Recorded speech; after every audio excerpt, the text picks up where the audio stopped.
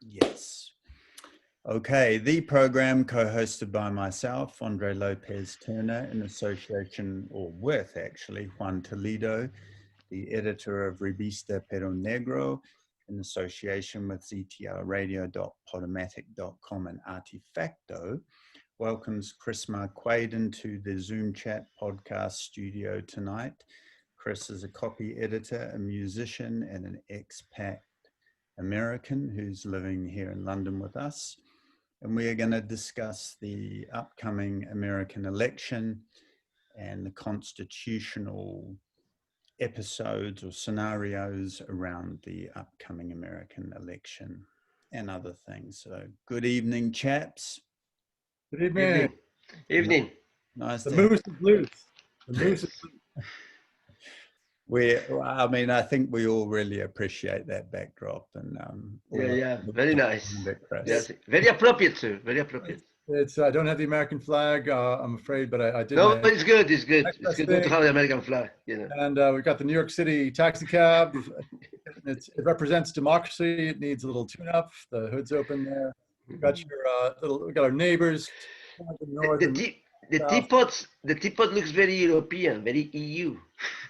Ah, well, you know, I was going for red and white and blue and stars. Okay, good. Okay, excellent. Could be the Tea Party as well, isn't it? The Tea Party. The Tea Party. Well, it was established there was a rebellion against a tea tax. Yeah. They don't seem to be around anymore at the moment, the Tea Party, or they've morphed into something else. Well, morphing is the word. Yeah. Or killed by Trump. Virus has morphed into a different form. Or killed by Trump, basically, probably. So yeah, the Tea Party. They always confused me, I thought, the Tea Party, because they supposedly hated big government and hated the state, but many of them were on the welfare and the good conditions that the state applied and gave them. That was one of the readings I had from the Tea Party. Yeah.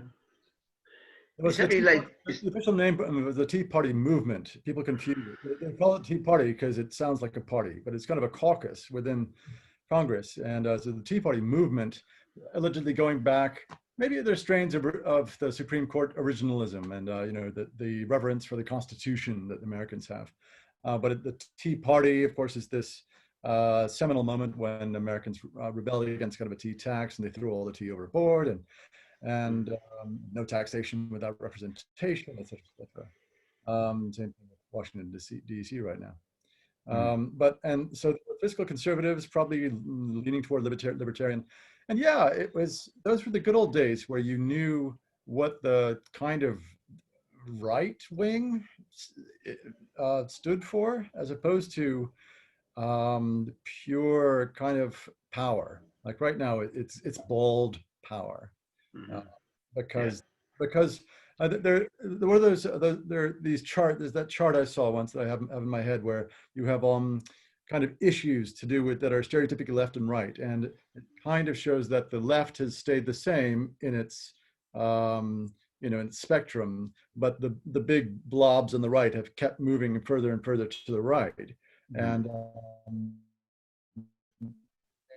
become effectively less electable, and because the rest of the country, through whatever gradual liberalization and demographic reasons, has gotten, hasn't followed along. So they're no longer electable if they encourage direct voting, if they go by the popular vote at the electoral college, and so they're doing these weird things now that are just naked power grabs, like the whole post office stuff we can talk about, but just they're just voter suppression, all that sort of stuff. I thought we could discuss the the issues around the concern about whether the election results will be respected, and how we have the popular vote, then we have the Supreme Court, then we have the Electoral College, then we have the legislature, which is Congress, and the Senate.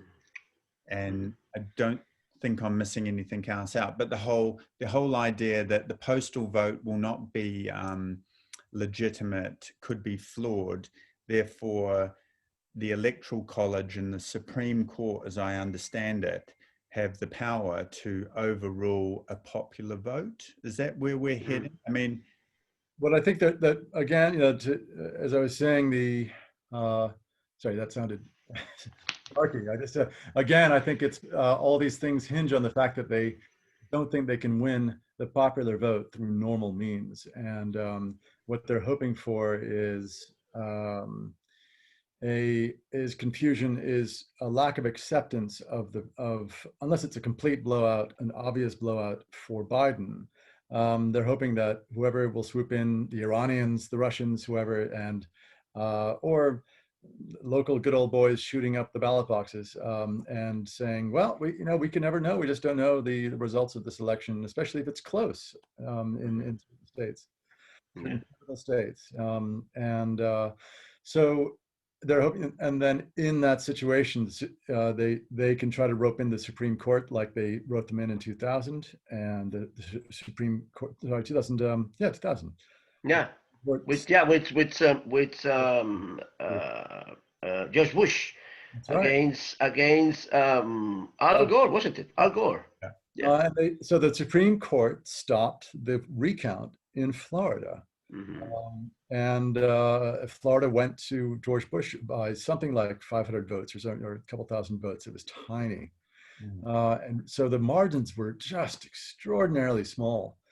And so, indications now are that Biden will win comfortably, and hopefully that will apply to the Electoral College tally. Don't know if it's worth the 30-second recap of what the college is. Yes, it is. Okay, so Electoral College, it's been around since, I guess, the 18th century. This is the beginning of the States.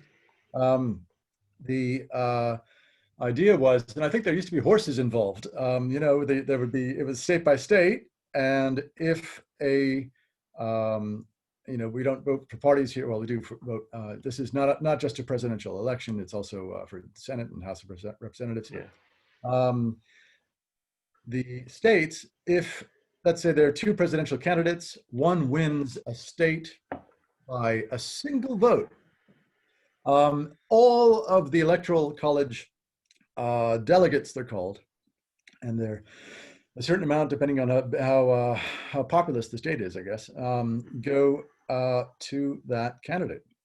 So the candidate that lost by one vote in this doesn't get any delegate. Is the winner takes it all, That's right. So if you win California, that's huge. It's a lot of big population, a lot of delegates. If you win South Dakota, less important.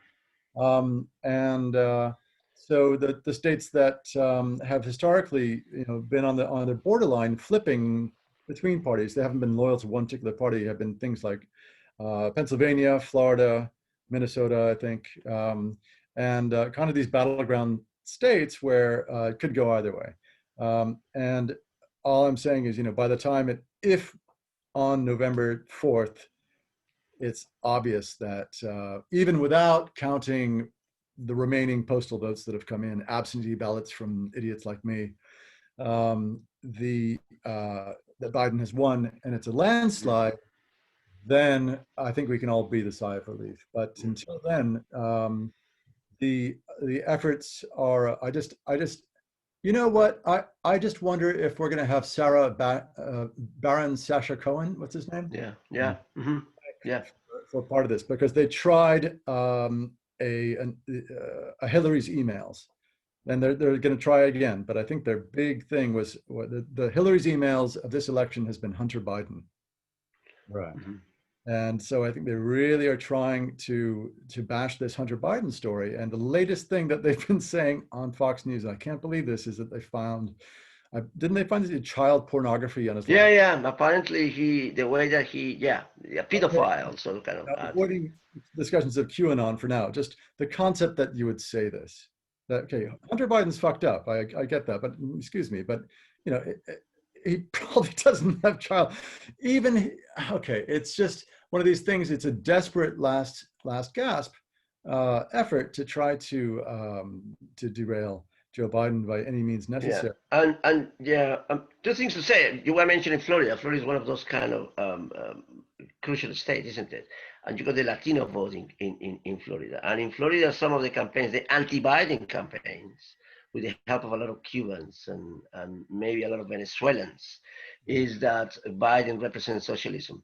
Biden basically represents Castro Chavism, as they call it in Latin America, this sort of kind of notion of the failed states because they have followed a kind of socialist approach, and the Biden is part of that, and always something that perplexes Europeans is the use of the word liberal in American politics, or in American sort of kind of political narrative, which means something completely different to here in Europe. But yes.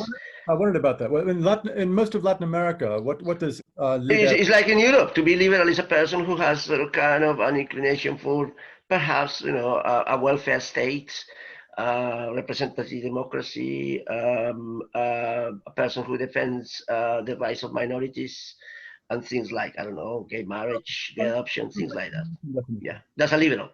But it's only in the United States to be a liberal is synonym of being communist almost, I think. Oh, I see. Yeah, right. And the phrase, the own the libs? Yeah, yes, indeed, yeah. To anger the liberals, you own the libs, and the right wing libs. And then you got people like Fox News and many of the radio hosts in America. They are very much vocal, almost in a visceral way, about being anti-liberal. I enjoyed your comment about that. I didn't think about the particular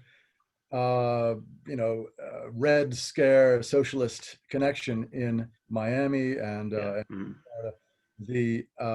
just the Latino community in general. No, Chris, together with the idea that Biden is pedophile, and in the way he behaves, towards children and women, is strange. As Trump hasn't been on tape saying, what he has said before. Incredible. I mean, sorry.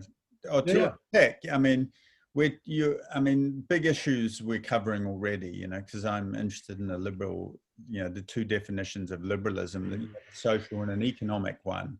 And I think that basically for the last 30 to 40 years, the left and the right are economic liberals, give or take the odd person. So, but the social liberal, and then the use of the word liberal in America, which really is, as you say, a synonym for a kind of a hippie or a socialist or a communist. I mean, socialism, communism, very different, but anyway, as you say, but then we're talking about the sleaze, this, and that's been around for a long time, hasn't it? Digging up dirt on your rival, and both sides, to be fair, do it. Both sides steep to various lows, and I wasn't aware of this one, so it's new to me. I've kind of to a certain extent gone away from the sleaze, what I call Trump media scandalous show, because no issues are ever discussed. Climate change is never discussed. Economic inequality is never discussed. Sort of various levels of different racisms never discussed. These are, and it's come here in our politics a bit as well. So no real issues are ever discussed. They're all this muckraking sleaze, and this seems to be, as you two are saying, a new version, a new low, so to speak, a new low. Huh? Well, there's a general bottoming out of and I lost you for a couple of seconds there. I hope it was okay. There's a general, what's alarming people is that even if you wanted it to be about the issue, people are wondering if the election itself will be compromised, because people in the Republican Party, such as it is, are trying to delegitimize it, the election again, throw things into chaos. And ideally kind of grab a victory out of all that chaos. Thank you for defining the difference between economic and social liberalism is what I was straining for earlier on. Thank you. Yeah, no, because I think it's huge. I think we've done a show before on Juan and I, and I'm actually really passionate about it because you know, part of the Trump presidency is he's challenged in many cases quite a lot of neoliberal structures, like, you know, the NAFTA was the big one, the Chinese trade war, etc. Just to, which has been curious, because for me, these are strong, very strong left-wing positions if we want to go there. And unfortunately, the left, I will say, have abandoned these positions, which is partly why why in America Trump got in. I mean, there's a lot to that, but I just wanted to, because we go everywhere, I just want to come back to this, you know, the hijacking of the election through, I was interested, I didn't realize until I read this wonderful article by Edward Luce in the FT last weekend about the kind of central tenet of really concerned about the American Constitution and how it works, and the Supreme Court. I didn't realize that, my ignorance, and I didn't realize that the Supreme Court, I finally understand, I think, Chris, what this is about. Like, you know, if you have a weight of Democrats or Republicans, when you get to a position like George Bush's election in 2000, irrespective of anything, if they're on your side, they effectively just rule. So the power of the Supreme Court in the structure of the Constitution is very unfair in terms of, you know, obviously the democratic process. That was quite eye-opening. So to me, surprised. I spoke with you, as you know, last week, and and COVID was going to be more of an issue. There was a theory going around, and maybe it'll happen now. Now the vice president and the staff of the vice president has the virus. Or many of the staff members do. But in order for I hadn't realized the Supreme Court vote for the new justice to replace Ruth Bader Ginsburg will be next week, I believe. And they got sure that they got this woman, Ruth Barrett, whatever her name is. She's in, basically. She's almost confirmed now. So I'm going to assume Go ahead. Sorry. It's very significant, I said. It's massive. Yeah, it's massive. It's huge. And the list of things that this might affect keeps growing, and includes things like, so the obvious two big ones are healthcare, the Affordable Care Act, or Obamacare, and its promise that you'll have health insurance at a reasonable rate. Americans, of course, pay for their healthcare. Yeah. I enjoy living in the UK, and and Roe v. Wade, so the big abortion decision. You did, yeah. And that's massive. And where is that just going to Poland? The current demonstrations right now in the streets of Poland, where they have, they had restrictions on abortion before this, but not a blanket ban, and now they've gone ahead and rolled out a blanket ban in Poland. But it continues, and then I'll shut up. Gay marriage. The Fed, somebody put on their list, the existence of the Federal Reserve was on the list. I mean, things we haven't really thought about are back in play beyond abortion and the big issues there. And it's going to be pretty weird, and it may well, depending on who ends up leading the Senate and the House of Representatives, or having the majorities there. People have been asking Biden, are you going to try to pack the courts? Which begs the question of, what do you mean by packing? Are you going to add more people to the court? So all that stuff. So yeah, Supreme Court's massive, and it's huge. They've won for now. It's going to be 6-3. And six Republicans and 3 Democrats. 3 Democrats, yes. There's probably a better way to put it, but yeah. Yeah, and one of Biden's ideas is to extend the number of Supreme Court judges. But talking about what you just said, Chris, I point out to 2 things which are fundamental. I mean, for me, one is obviously the division between powers, the legislative and the executive. and then become intertwined in that case, in cases like this, that the Supreme Court intervening, like they did in the year 2000 with the election Well, between, that's the between Bush. judiciary. But yeah, the judiciary, yes. Yeah, the judiciary, not legislative, sorry, the judiciary.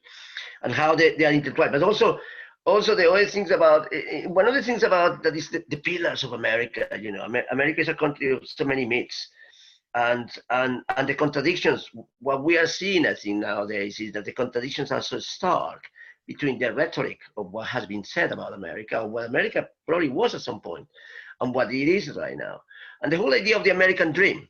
And the American dream is about the individual being able to sort of kind of fulfill his or her potential.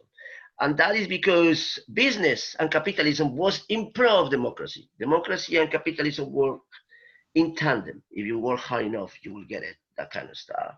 And that's something repeated through all the kind of cultural products that America produced in large quantities, you know, in the last century. But then you reach the point that it's not the case like that. And one point in case is the health insurance, because the health insurance is something about money for, you know, companies that provide health care privately. Mm. So hence, you will make everything possible within the democratic process to stop that, to maintain the status quo of Americans still having to pay huge amounts of money of their salaries into private health care. A health care which obviously is inadequate. Right now with the COVID-19, you hear cases of people recovering and then being presented with massive bills for, you know, for being in hospital, you know, during the pandemic. So this idea that capitalism and democracy within the American dream works all the time in tandem together, I don't think it's particularly, or it has not become basically quite, how can I say, it can be disproved quite easily nowadays. And the secondly is that intertwined powers between the, you know, the judiciary, for example, and the other powers, the presidential and the judiciary. And it was just to finalize this point, it just made me think about the whole thing about the electoral college. It was going back to 1787 or something, and apparently the idea was, it was decided it was going to be a republic because they didn't want a monarchy. They wanted to get away from this hereditary power. Fair enough, perfectly kind of, you know, how can I say, not commonsensical. But then they decided that how can I say, unlimited democracy was bad because it was as bad as tyranny, or perhaps because people will be fooled by demagogues. So hence this indirect way of electing people to the electoral college, you know, that most of the time functions in the sense of the, you know, of the popular vote. So you got this indirect way of electing the president, and this indirect way is now becoming a major issue when you got so many Americans voting for the party which might not finish in power. So that's how strange and dangerous anomaly. Well, I think it's a point that when we spoke last week, it's you know, off camera, Mm. you made was, and it's a point people make now about the center left and the left being out of touch with the economic realities and with the exporting of jobs. I think there's a lot to say for people like Bernie Sanders or you know, saying, are you kidding? We've been ringing that bell for decades. We've always been against outsourcing. We've always been we've been the party of the worker. You know, that's sort of it's the strange thing. I mean, people think that I mean, Democrats have been the party that all the unions supported, for example, and jobs got exported, and tech took over, and you know, you guys know better than I do what's happened, but you know, globalization is a big word, and it gets thrown around a lot, but it did mean that, well, and the gradual need for, well, there was an ad the other day for, was it dog walking or something, just requiring a college degree. You know, it's a university degree. All of a sudden, everyone needs university degrees, and if you don't have a university degree or a college degree, as Americans call it, you are screwed. And look, more people do have access, are getting, the United States is all nations, I think, are increasing in their, what's the right way to put it, you know, their educational levels. Mm-hmm. Life is getting more complex, but it does leave people behind. Yeah. And And the strange, Yeah. and then but it bumps up against this notion that Americans have of rugged individualism, not wanting to need help, even if you're getting a lot of subsidies. Yeah. Well, supposedly, yes, exactly. Not accepting the welfare state that exists implicitly within Yeah, a lot of American, kind of way of life. Yes. yeah, that plus plus 400 million guns. Yeah. Oh, yeah. Absolutely. That kind of thing. But Government.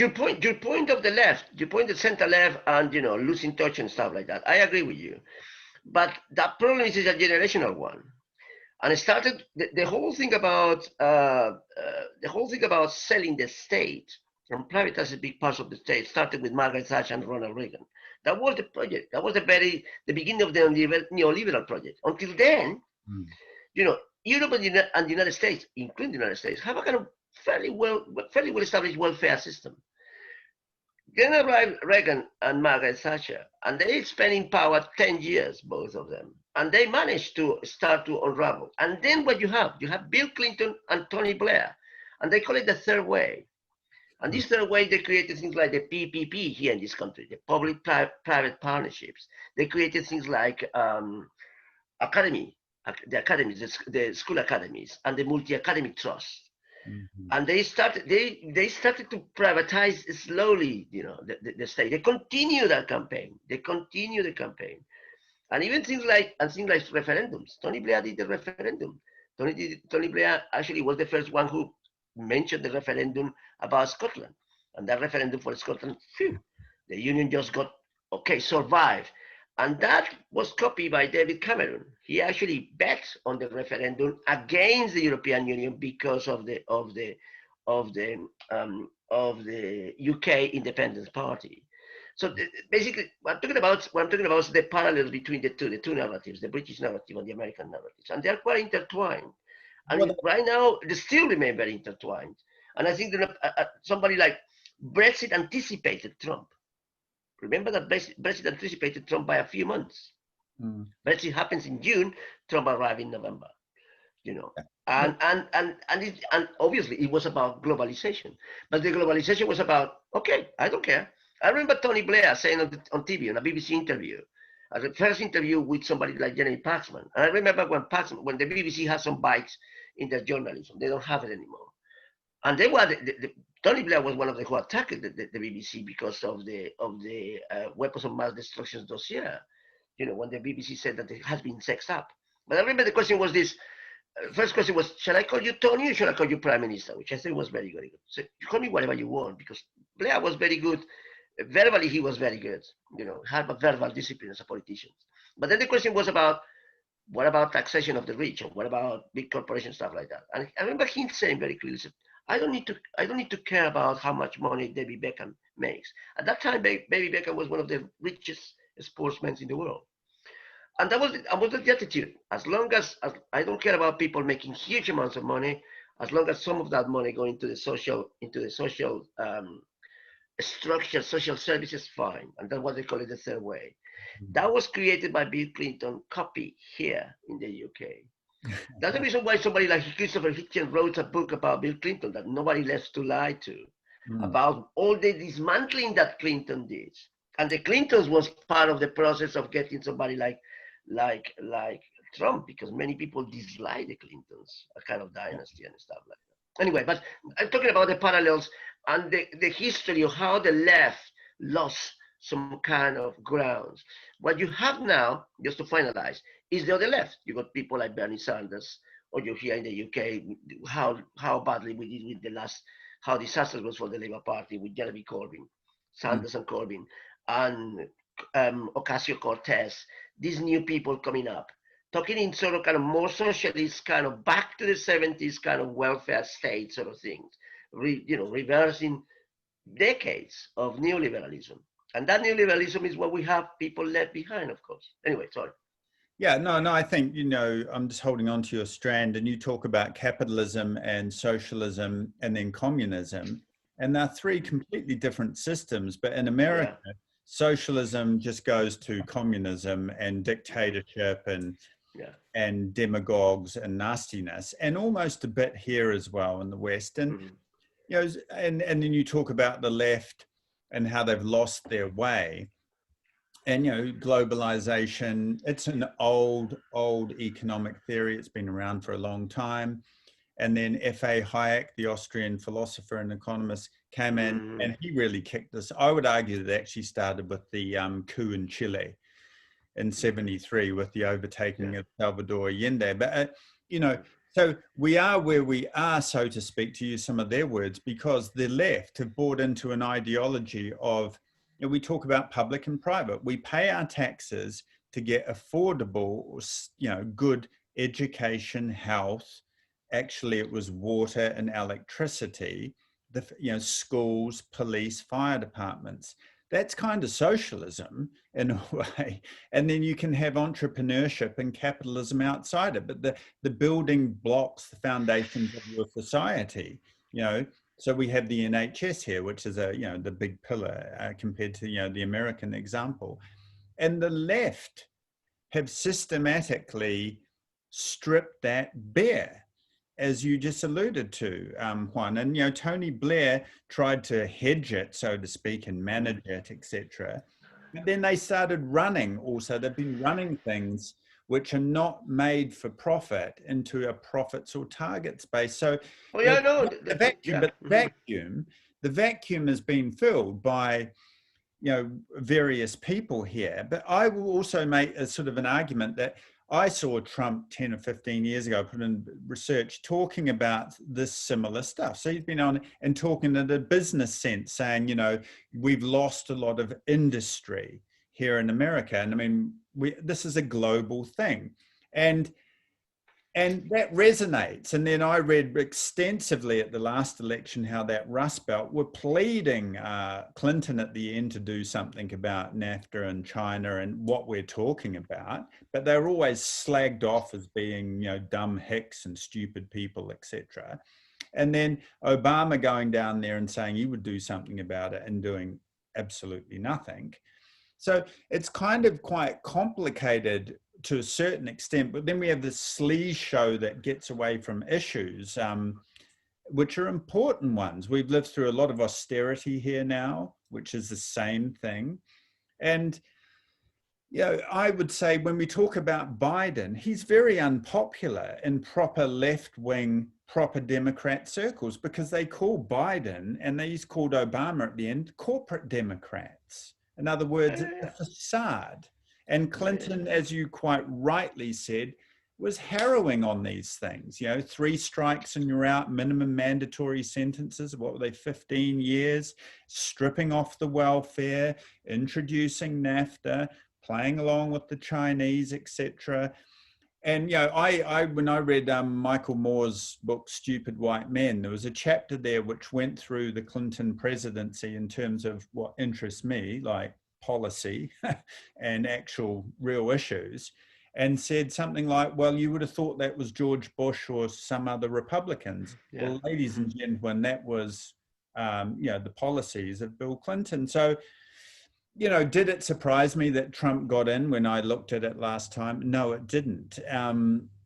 But, you know, yeah, and does it frustrate me that, or Octavio, what's her name? Alexandria. Yeah, Ocasio-Cortez. Yes, and the lovely Somalian lady, and that actually brutalized, actually, by Democrats. I mean, Nancy Pelosi, etc., and these other people. And well, guys, maybe we talk about it. But all people in the public get is drama, scandal, which is obviously fed by Trump big time. It's a big tactic.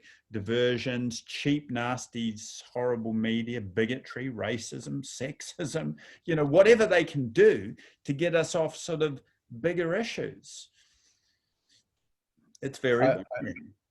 I think maybe we've reached a boiling point. What's a better metaphor? Where in a weird way, things have gone so far off the rails that the left has very temporarily become disciplined, so that everyone is saying it doesn't matter, vote for Biden. It just doesn't matter, vote for Biden. You know, just get him in, just get him in, save democracy, all that kind of, you know, it's all coalescing around this one thing. Now, after, you know, and we can talk about scenarios, afterward, then you can start talking policy, and it'll get messy again. But the things you described with Blair and Clinton, as you were talking, I just got this impression that they were being.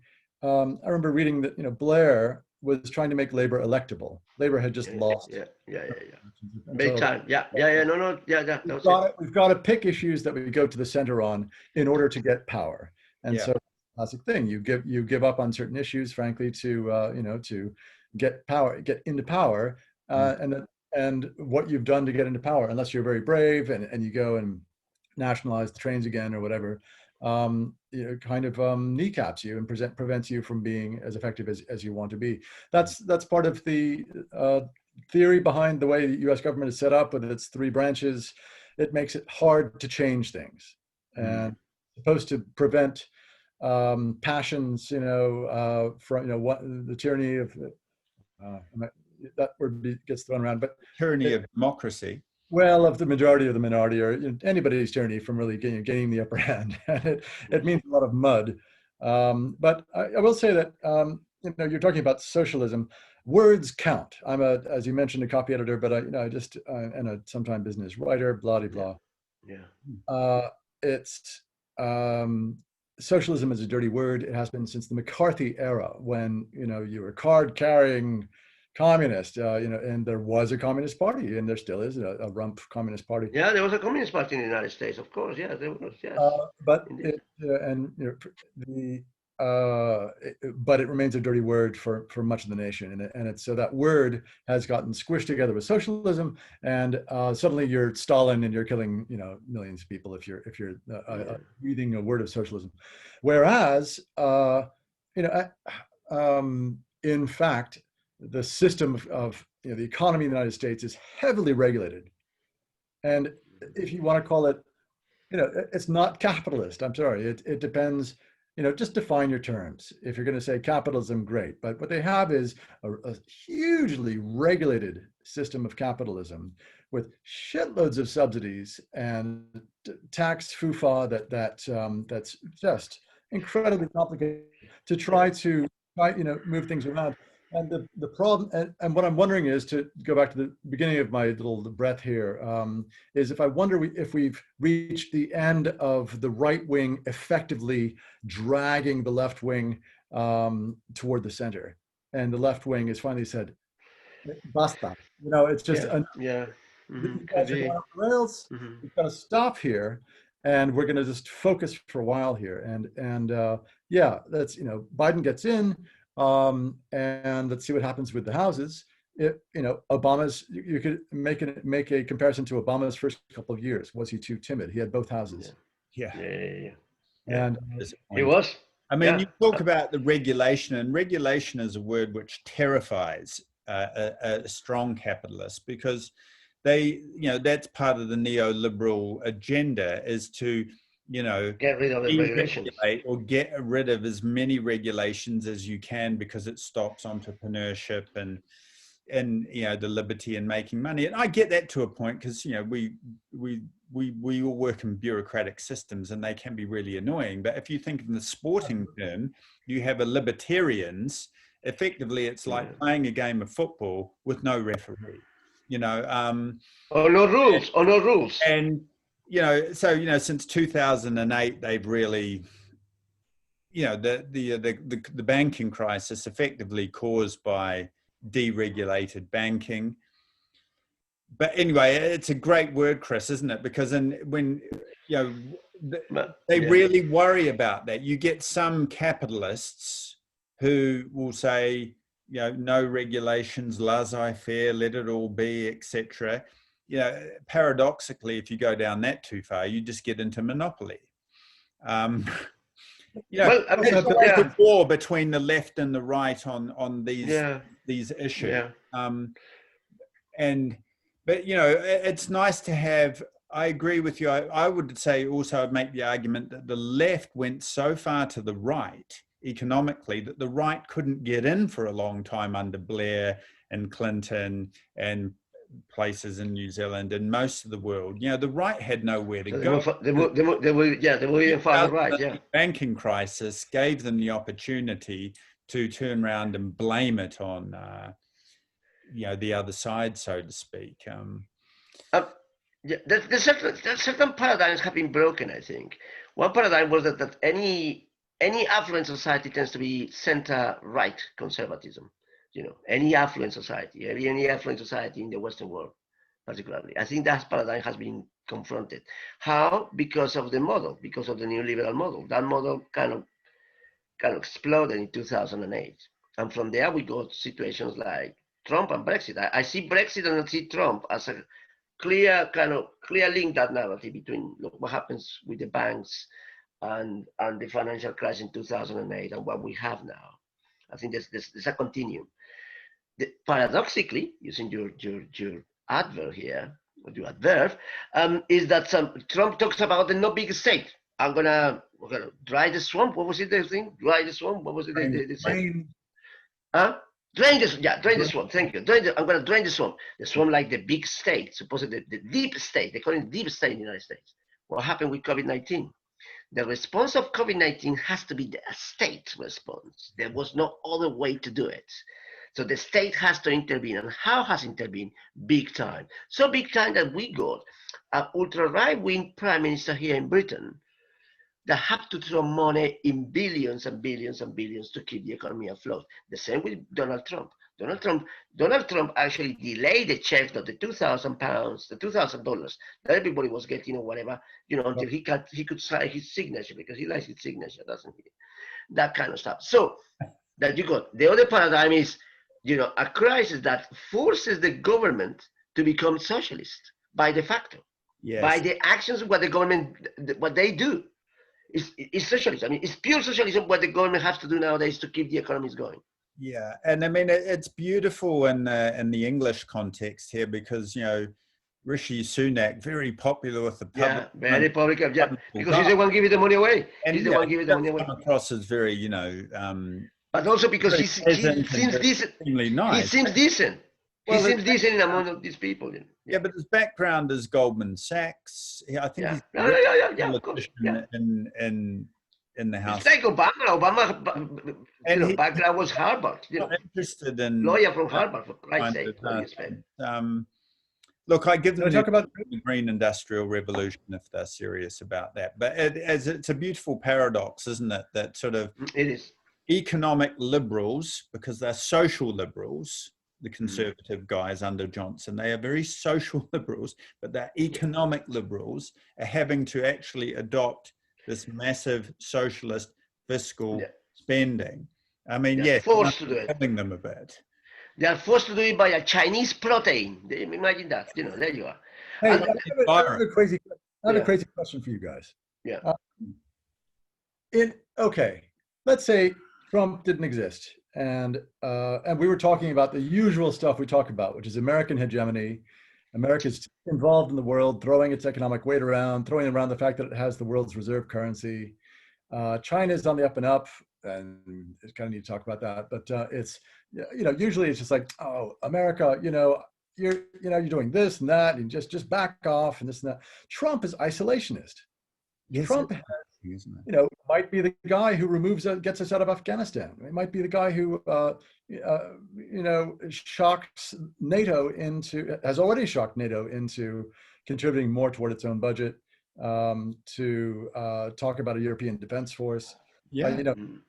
You guys, I'm, from your perspective, has Trump shocked America, the United States, I should say, into doing something that you've wanted it to do for a while, that a more agreeable candidate, was too timid to do? Yes. Yes. Yeah, to certain extent, yeah. I mean, I mean, all those kind of but also a person like Trump, not everything that he does or everything that he says is going to be wrong. He's so unpredictable. He's so anarchic, so to speak, so kind of all over the place, that certain things that he will do will have a positive effect. No, even somebody like Trump, or particularly somebody like Trump. So he says things that, makes perfect sense in certain cases. However, the problem, like, for example, subsidy things, Trump doesn't like regulation because he's thinking about big business. He's thinking about making more money. Yeah. It is about making money. You were talking about how regulated the American market is, and it's true. And you're talking about subsidies, and it's true. But who gets those subsidies? Big companies. Usually it's big companies. Trump is a beneficiary of the big subsidies for bankruptcy and stuff like that. He has always been. He did this. Trump is a typical example of people who detest the state but has benefited enormously from the state. Actually, by he's being very benefited rich. from the tax code, from tax write-offs in particular. Yeah, absolutely. And he talks about the state, forget about, but they're the one who benefits about the state. The same with the bankers, the same with the airline, the same with people like Richard Branson not paying taxes and then asking for a bailout for his airline. These are the people who talk about free enterprise, no state intervention. But the moment when the things go pear-shaped, there was the state intervention. It is about the people in the middle and people below the middle. They're ones who are kind of always screw up big time. And that's the regulations. NAFTA have been screw people since the beginning. It's true. But the way that now it's operating is even worse. And the fundamental problem with Trump is that Trump validates certain kind of narrative around the world. And a narrative which is very it's a nasty narrative. One thing is the political side, the other thing is the political narrative that he has. And the political narrative is quite vicious. And that's the reason why the United States right now is so polarized. Probably he has taken to the final conclusion. I don't know. Well, I think, the example of NATO is another good one. I think, well, no, because NATO is seen as a hostile Anglo-European front against Russian expansionism. Against Russia. Then you have to, being a member of NATO, pay a certain percentage of your GDP. 3% of your GDP goes into defense. Arms trade. So I actually think you're right, Chris. So I think you're alluding to, it was a very radical position he took on that, and asking them, i.e. Europe, to actually contribute to a fund that America basically paid enormous amounts into. But yes, they were American predominantly weapons, etc. And I think that was a radical position. And I would make the case that was, I don't know about isolationist, but actually quite a left of center kind of position. Then, questioning free trade, is also radical, because, coming from the global South, like I do, the globalist project is to reduce all your subsidies, i.e. help to your business and your farmers, reduce all your tariffs, i.e. take away all the taxes that sort of protect your businesses, and jump on the global free trade horse. And that's terrible for in my opinion, small countries and small economies. And the big powers that be have always been protectionist. That's how they possibly got big. And then, the nanny state, the word that they can't stand, a nanny state, a nanny actually looks after a young baby and a child. It's not a bad thing, a nanny. And protectionism is how the big guys got very wealthy. And I think we said last week, we were talking about, the difference between Mitt Romney and Mitt Romney's dad and the American dream. They were American industrialists, protectionists, actually. Well, they're still huge protectionists, and particularly in farming, and actually wanted to be rich and wealthy and had no problem with that, but also wanted their town and their country and their communities to be prosperous too. And, called it the American dream. And, whatever your thoughts are on that, that's kind of quite noble to a certain extent. And the standard of life in America is was very, very high. That no longer exists because of the modern capitalists, who not only in America, who are everywhere, who don't do that. Private equity. You go into a company, you reduce the labor force under the idea of efficiency, you sell this off, you sell that, blah, blah, blah, you sell it back to the shareholders. So, Chris, I think, and, so that's a positive side of some of Trump's international policy. The horrendous stuff is obviously the, the unforgivable is, the taking away from, any of the green endeavors, the destroying of the Iran deal. Pardon me? Pulling out of Paris Agreement, pulling out of WHO. Yeah, absolutely. All that kind of stuff. That's probably the number one crime in some respects, you could say. And then, the Iran pulling out of the Iran thing. I'd say he countered out with making peaceful overtures to the Russians. And I think partly that's kind of a unique position in American politics. He didn't want to extend a Cold War. So he's been a bit of everything, as you say. Yeah. But, Everything, everything. It's all over the place. I think one of the fundamental things remain. I mean, we talk about this too. I mean, I remain convinced of this. The fundamental discussion remains about the size of the state. We don't want an economy in which everything is socialized. We don't want that. We want a free enterprise. But what kind of aspect does the state need to cover? And if the state needs to cover things like, for example, health, education, transport, or subsidized in big parts, just talk about this one. Housing could be another one, and environmental measures has to be in the top priority, because in the way we are going now, you need taxation. And taxation is a huge issue right now. And all these governments don't want taxation. They want to. I mean, they want to be the kings of no taxation. And they tell you, they promise things, but how they're going to pay for it, but they promise you, wasn't Trump promising something much beautiful and cheaper and better than the Obamacare, and they couldn't do it. They couldn't do it because there's no either they dismantle it and everybody start paying huge amounts of money, or the state start to throw money back at people. So there's no way out. So the whole about the state, the nation of the state, the size of the state has to be addressed. And in certain ways, it's addressed right now with the Brexit issue. Here, at least in this country, is addressed.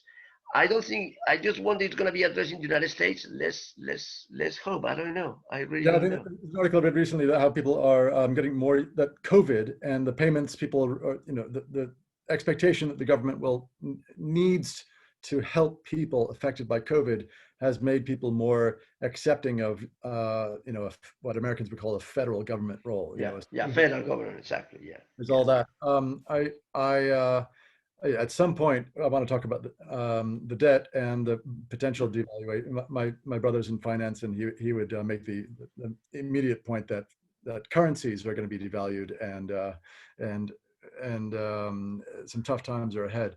I want to make a quick point about soft power, and kind of building on my, what do you guys want for America sort of thing, or the United States. Soft power. I think that the United States has so much, and let's define the term soft power. Movies, TV. Oh yeah. The cultural products. Yeah, the cultural products. The Kardashians, and it's. And in a way, if that could be harnessed for good, oh my God, it's I was reading an article about a couple of issues. Well, immigration being the large issue, and the U.S. being a beacon to aim for. If you want to educate your children in, where do you want to go? That kind of thing, and we have these great universities and all that, and the baby's gotten thrown out with the bathwater. It wasn't just build a wall again, in between Mexico and the U.S. It was just keep out all foreigners, including all the amazing immigrants who have won all the Nobel Prizes. But there's an irony, sorry to interrupt briefly, that a frontier nation, a minority of these people have a problem with immigrants because they're all immigrants themselves. Oh yeah, it's not in my backyard. It's actually classic. There was a Polish, before Brexit in 2016. They interviewed Polish plumbers here who'd gotten here. They're like, "What do you think of more Polish plumbers coming here?" They're like, "No, I don't want it. I'm fine. I'm fine.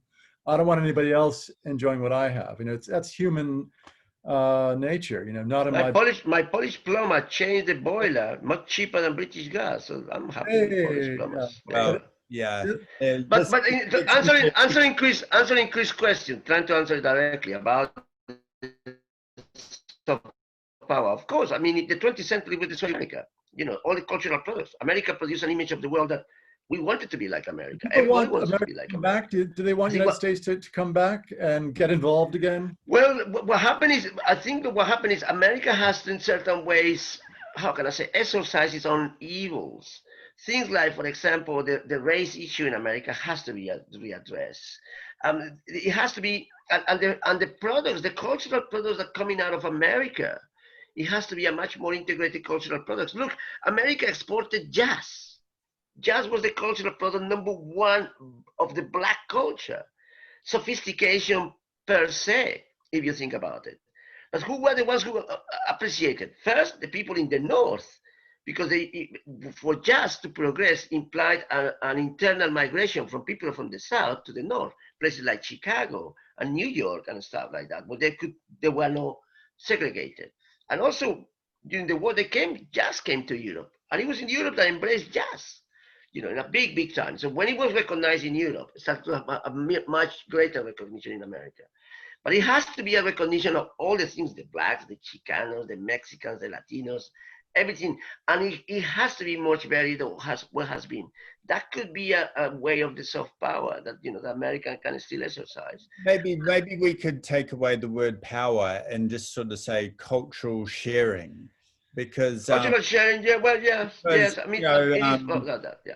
And do we want to have America involved? Well, like, because it depends on what we mean by evolve, because we know all empires usually go into places for reasons of resources and land, and they can disguise it with democracy and other endeavors, which is always debatable. So the problem about they talk about, the common phrase, which I think is, America is a policeman of the world and all these kind of things. I mean, it is, yeah. For me, just before I get to a bigger point, I kind of think, do we want any person or country to go into another country? What do we want them to be involved about? Would be is more an interesting question. Yeah. Who gives us the right to go into other things? And America has done a lot of noble things. And a lot of nasty things too. Indonesia, and talking to a guy, and it was an awful street fight going on, and there was horrible things going on. And he turned around, pulled me out of it, and said, "Listen, go away, foreigner." He said, "We're tired of you coming over and trying to tell us about democracy." And I was like, not even going there, just trying to help someone. He says, "This is our culture. This is what we do. You think it's barbaric. We haven't," on a bigger level, he says, "we're not advanced enough, or we don't have that principles. So, leave it out." It was actually someone getting stoned semi to death because I'd been shoplifting. And a few of us were trying to intervene and being told to go away. And then the bigger issues came out of that, who are you to do this, etc.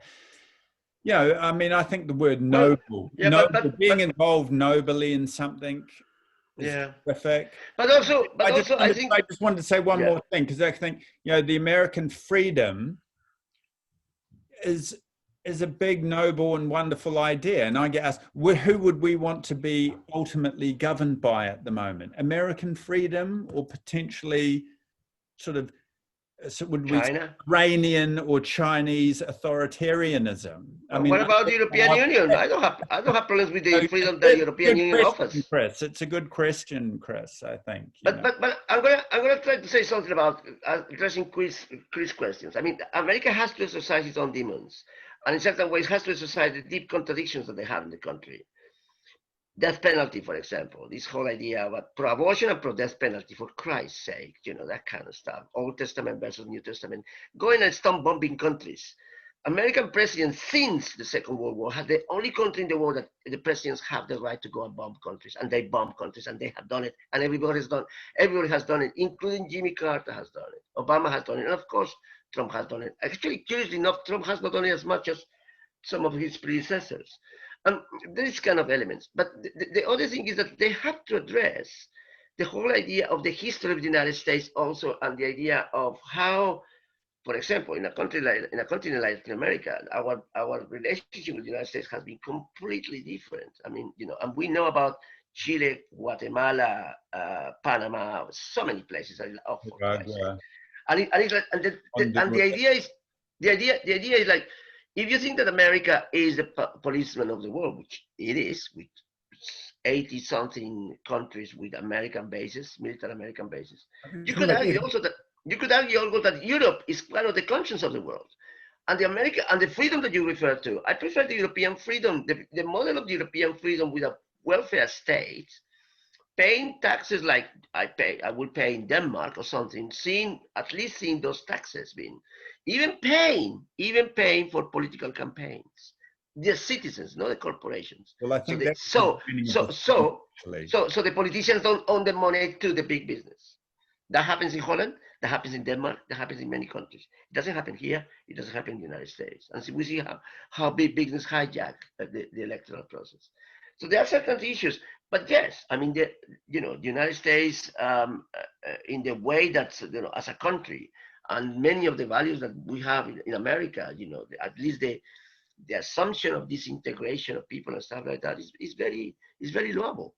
But they have to start addressing their own. I think that Americans have been lying to itself for a long, long time. They really think themselves as the kind of chosen nation. And the bloody thing about God and America, for Christ's sake, it's like theocracy. Right now, America's a theocracy. And the Republican Party is taking it to the theocratic. It's no different from the fundamentalists in the Arab world. We got Christian fundamentalists in America. Yeah. And they are in power. They are right now in power. Well, and the woman they're going to select for the Supreme Court is part of that movement. This is why China is so interesting to me, because China, to me, is a little bit like United States maybe 50 years ago. It's in a couple of ways. I play in orchestras as an amateur musician, and sometimes rock bands and things. And the United States, jazz aside,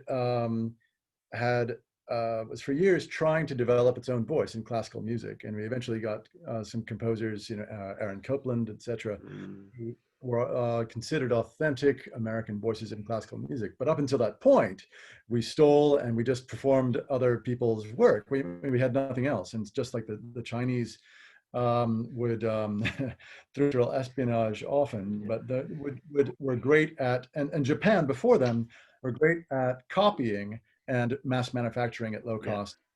They are largely responsible for solar panels coming down in price. They're largely responsible for the extreme poverty from the standpoint of the UN or World Bank declining.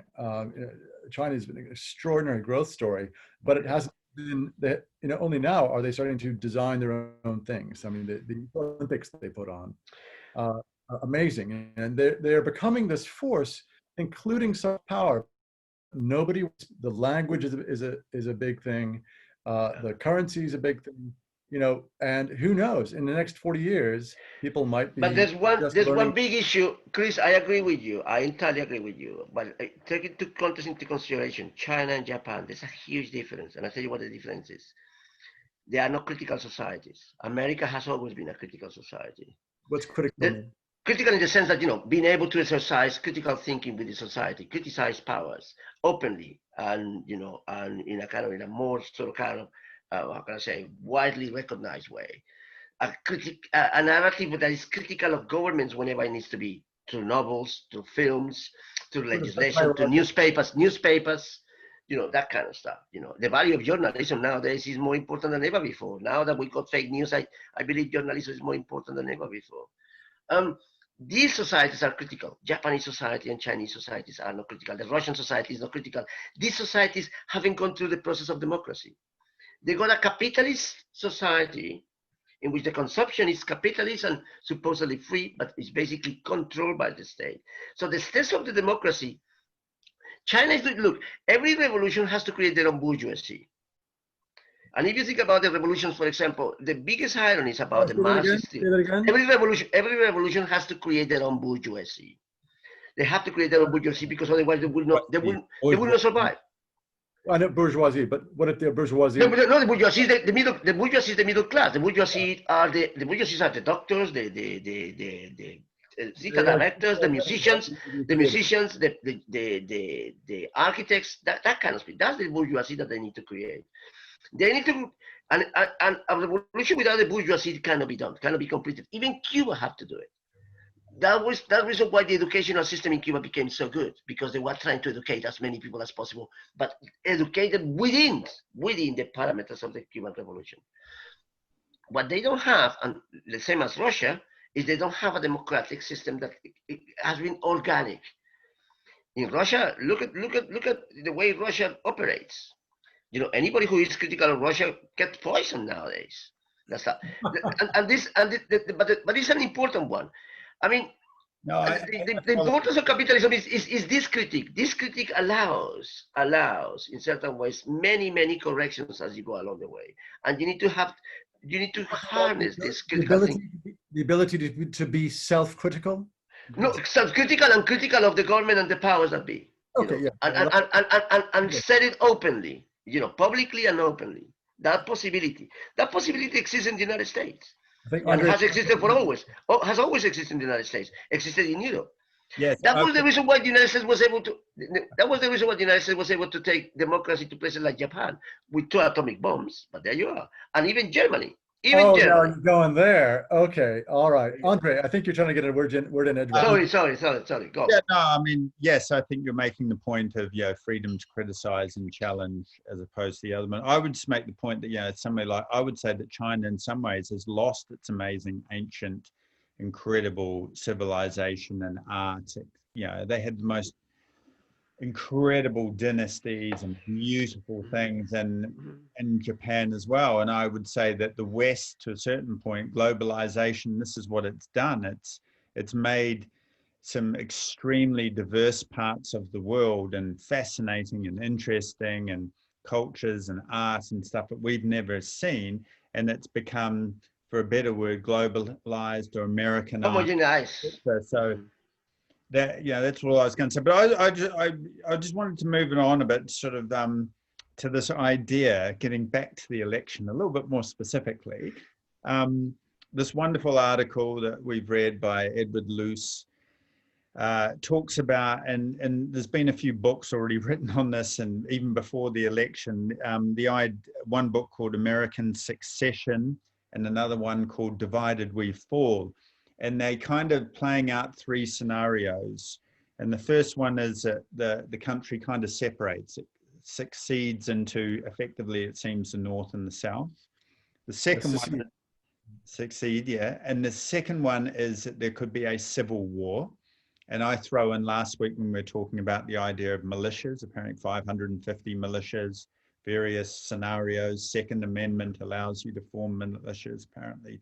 That's been twisted by the originalists, as Chris alludes to, which is fascinating. But the idea of a civil war, and behind the scenes, the deep state, the CIA, the FBI, the police are actually slightly concerned actually about this converging in Washington and it being a shootout civil war. And then the third one is that the Constitution needs to change, needs to be reformed, brought into the modern era, debated, like Thomas Jefferson said. He said every 10 years it would be good to do this. And the third idea is that this won't happen. Us human beings, we get stuck, we don't change.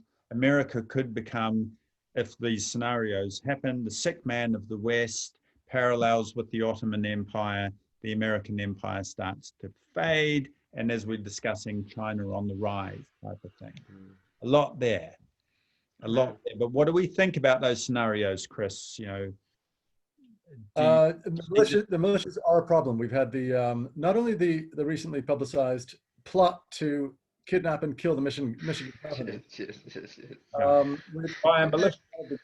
I mean, these are the good old boys who were, kidnap, judge, put her on trial. Wasn't it the thing about? I don't know. Were they planning to kill her or something? I don't know. The local sheriff was basically saying, "Oh, I basically agree with these guys," and the governor is sort of saying, "What? I'm going to have to ask the state police to come in." I mean, it's a little bit like Reconstruction post-Civil War, where you had to have, or I'd say even after that, the Civil Rights era, where you had to have the FBI and federal authorities come in and do the things that the states and counties and towns didn't want to do, especially in the South. And you have, it's one of those things where it's the rural-urban divide. Out in the rural areas, to use a Zimbabwean term, which I studied a little bit, you have people who don't want government interference, and they're more white, and they are in their Fox News bubble, and stuff like and they are convinced that they are doing the right thing. They feel it in their hearts. They're not cynical, that they're doing the right thing through armed insurrection, and they probably might vote Jefferson, and I am heartened by certain extraordinary quotations, or what do you want to call it? Things that people are coming out and saying that they've never done before. The head of the former head of the Navy SEALs special teams, Navy Admiral, was it Nick Master? No, I forget his name, but he came out and just said, look, I used to be the supremo commander of you guys, and vote for Biden. I'm a Republican. I'm pro-abortion. I'm whatever you want to say. I'm a small government. Vote for Biden. All these military guys coming out, and it is my hope that no matter how many Proud Boys with guns are running around, they are the minority. Sadly, I think there's going to be some violence, especially around election. Yeah. But there will be violence whoever wins, I think there will be violence, definitely. But there's been a huge effort. Which is very human, actually, on one level. Sorry to interrupt. It's very human. We're very primal beings, aren't we? We don't get our way, particularly men, and we want to thump the other guy. Yeah. So we do. We're sitting around, we're talking heads here, and there have been enormous efforts on the ground to knock on doors, as it were. It's more electronic these days, but it's to get out the vote and to absolutely. And in a way, did we start off talking about this? The early voting is impressive. It's in its own right as a reminder and an educational feature for the youth of America, but also it takes the pressure off election day. Because did you say 50 million have already voted? Yeah, 50 million people already voted in America. That's huge. That's huge. By November 3rd, most people will have voted already. Yeah, absolutely. And the availability, if I don't like the government and I want to show up with my AR-15 and shoot some things, there won't be as much to shoot at. Yeah, absolutely. There's no many, yes, indeed. Right? Chris, what about that notion of the Constitution being revised and certain parts of the Constitution being rewritten? I read an article about there was a professor talking about constitutional law, and the first question he asks students or her students is, what's the oldest constitution in America? They go, oh, yay, United States, and they say, okay, why is it so good? Why is it good that it's old? Why? It's a bit modernized, And it's a bit glib. It's a little glib. I personally, not knowing too much about the Constitution, feel that it sets out some principles. It is specific in many ways, but it's more principles based, as the Brits would say. And next to it is the U.S. Code of Law that is incredibly specific. So it's so useful for its symbolic nature, and it's something that. But the thing, like for example, something like the Second Amendment. I mean, you refer to the militias and the Second Amendment. Everybody knows it. Yeah, the right to bear arms. Exactly, the right to bear arms. That right. Which until now has been on one of the sort of pillars of American sort of kind of identity. I wear my the Bible and the gun, that kind of stuff, and in certain ways, if you think about it, Trump is taking the whole thing to a logical conclusion. Obama trying to stop arms in a certain ways. He was scandalized for all these sort of kind of massacres in colleges and stuff like that. But Trump is completely, immune to that. In fact, that's where he fits into the opposite for me. He isn't competent, and he's not smart, and he's charismatic, and he's very smart in front of a crowd. I mean, he's instinctive. His instincts for self-aggrandizement are insanely good. But if I were he, I would basically want to cultivate friendships with the military and the FBI and the CIA. He hasn't done that, has he? Yeah. And he's pissing them all off. I cannot believe it. It's such as the Brits with their own goal. He's shooting himself in the foot. And that amazes me. I'd be out there like all the right wing There we go. The teapot. Oh my goodness. I hope it's not broken. I hope it's not broken. Oh, I got so angry that I'm Yes. my teapot overboard. Yeah. I'm just saying I would be out there, being seen to shoot with my gun and be a macho man. And so I don't think that he's necessarily pro Second Amendment. He just wants power. If people who like to shoot guns want to give it to him. He's in certain ways he's curious. In that aspect, I've been thinking about this one. In that aspect, I think he's a curiosity. And I tell you why he's a curiosity. For me, he's a hedonist. He has been a hedonist all his life. Yes. A man who likes women, wine, money, cheap, kind of a bit tacky, but a non-military man. Dodge the military, kind of mock the people who went to the military. So probably he doesn't like uniforms that much. I don't think he's a man of uniforms. So yeah, there's something psychological there, I think, with him. But I think he was a hedonist. He was also raised with the power of positive thinking, apparently, and he was an adored son. So was he an adored son, really? Oh my God! Someone said apparently the parents would telling him he could do anything, etc.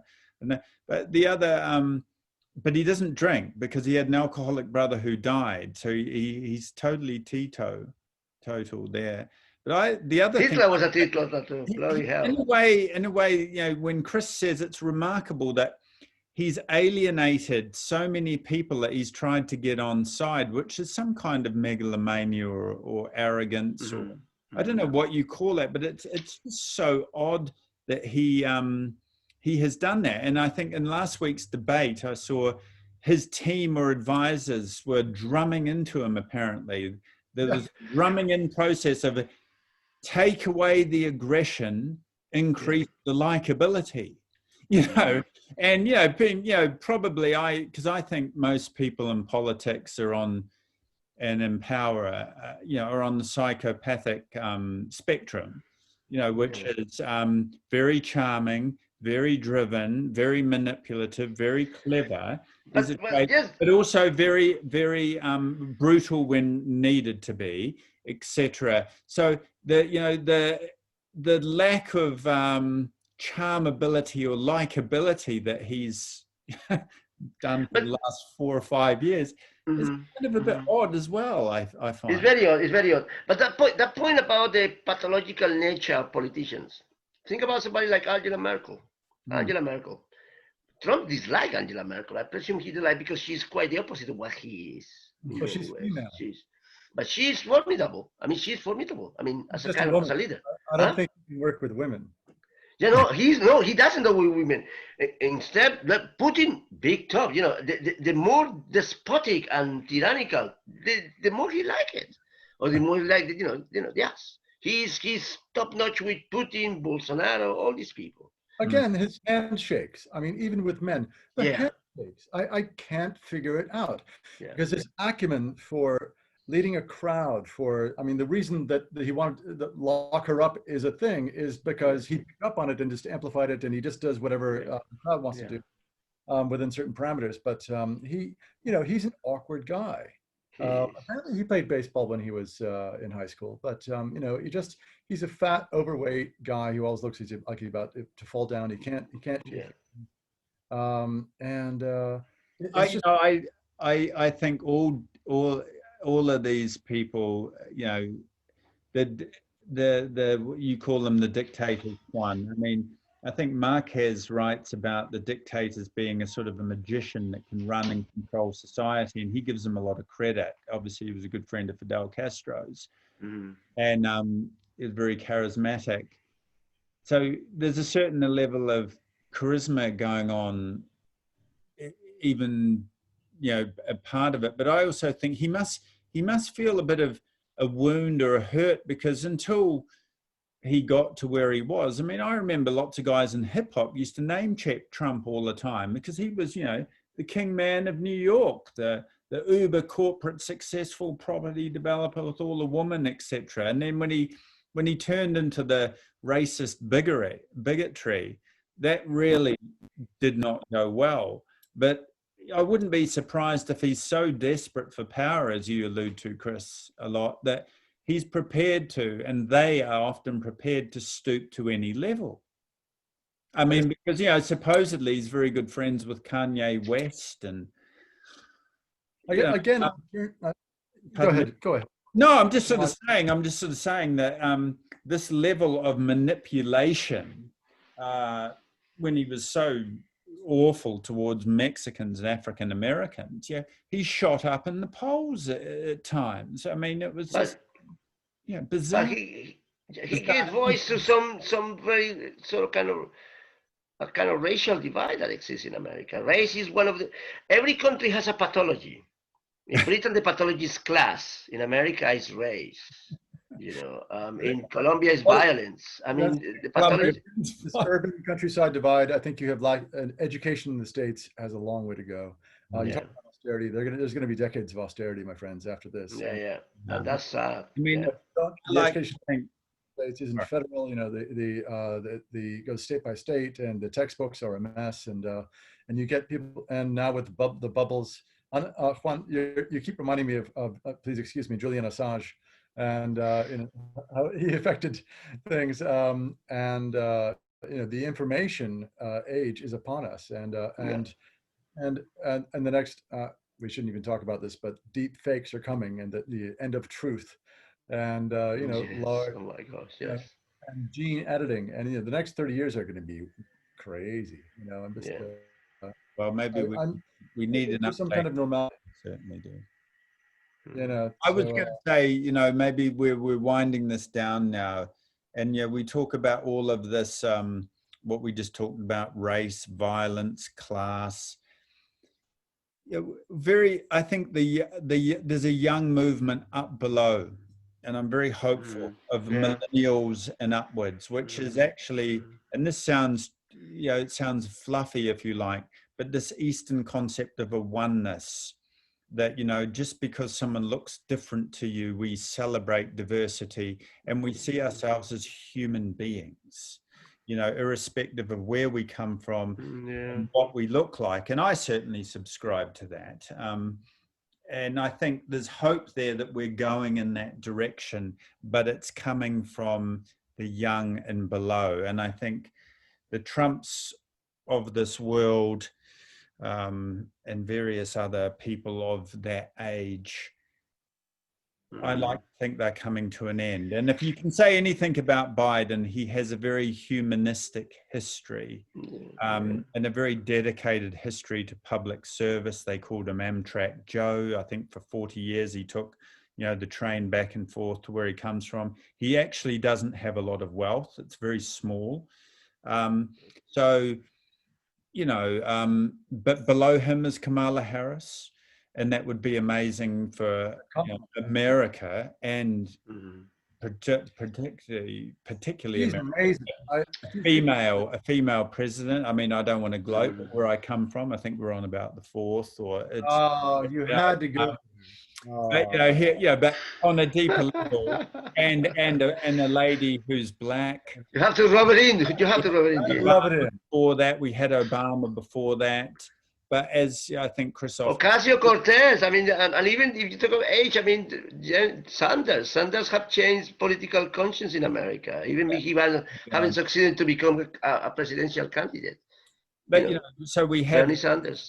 Universality, and what we're seeing and have been experienced recently is an aberration, but it's been an awakener for us, for a lot of us, the last 5 to 10 years.